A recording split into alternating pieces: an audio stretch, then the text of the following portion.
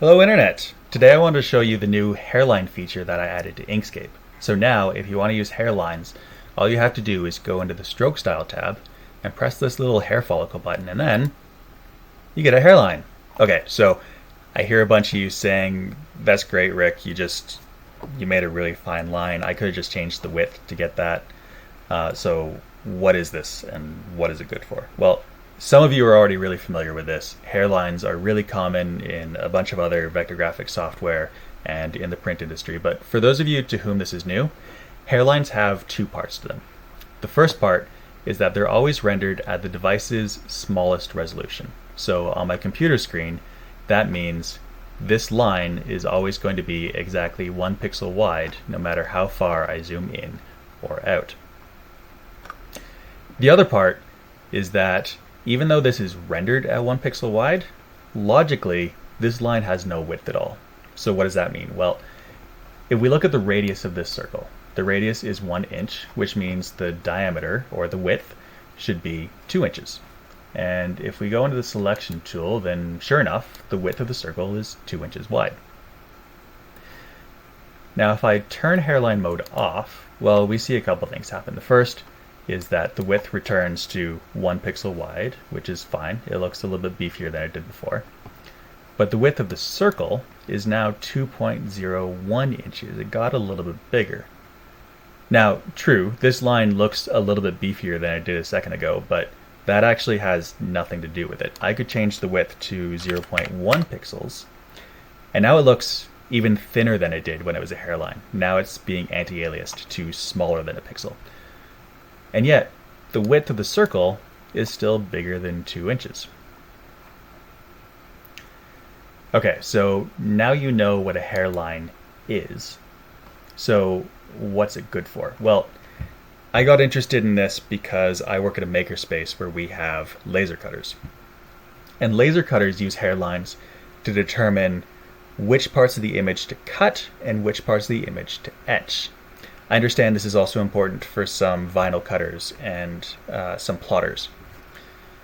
So up until now, members would have to come into our makerspace and use CorelDRAW, which costs several $100s, in order to design their images. And if they want to do it at home, then they would have to spend several $100s. Now we can just use free open source software and everyone's happy. So for those of you who are interested in more of a deep dive, I'll share some of the implementation details with you. The first thing to say is that I have also added a pull request to Cairo to add hairline support to the Cairo library. Now, you don't need this pull request in Inkscape in order to use hairlines in Inkscape. Without the pull request, you can still make hairlines. They'll still save to PNG and SVG just fine. But if you want to save your hairlines to PDF, or if you want to send them to your printer, that's when you're going to need this patch for Cairo.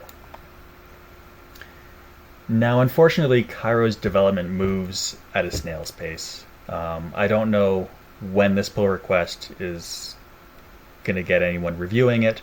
I don't know when the next version of Cairo is going to come out. If anyone watching this video has any pull over that, it'd be great to get some eyes on this. But if you just want to use hairline support in Inkscape for your laser cutter today, then unfortunately you're going to have to build your own version of Cairo, and you're going to have to build your own version of Inkscape against that version of Cairo. The good news is you only have to do this on the machine that's actually running the laser cutter. Everything else can just use the stock version of Inkscape, assuming, of course, that the Inkscape developers like my little hairline feature. The next thing I want to point out is that when you have hairlines enabled, a bunch of these features for the stroke style are disabled. And that's because these features don't really make sense with a line which is logically 0 units wide.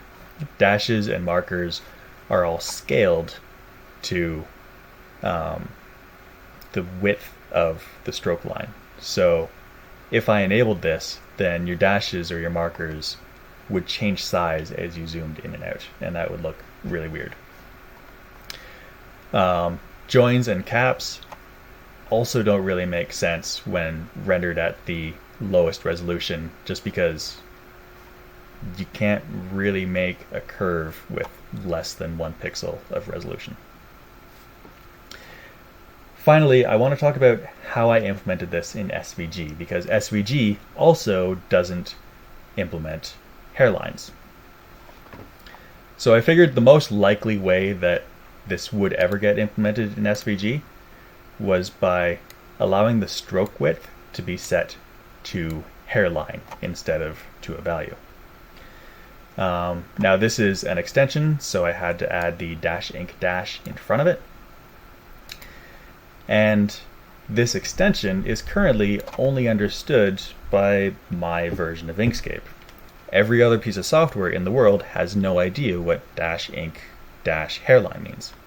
So in order to make sure that this is open reasonably in other software like your web browser, what we need to do is use the stroke width property twice.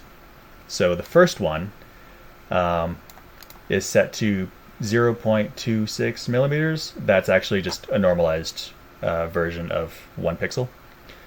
So if I were to open this in Chrome, Chrome would say, oh, that's fine. I understand how to set the stroke width to 1 pixel. And then it gets to the next stroke width and says, this is not fine. I have no idea what -ink-hairline means. I'm going to ignore this stroke width and stick with the last one I saw and move on. So I can open this in Chrome and it should open just fine. Let me reset the zoom to 100. There we go. It looks just fine. Now, if I do zoom in, you can see that line is going to get thicker and thicker. It's not displayed the way it is in Inkscape, where it's always that super fine line. Theoretically, we could improve the way that this renders in other software by using the non-scaling stroke vector effect.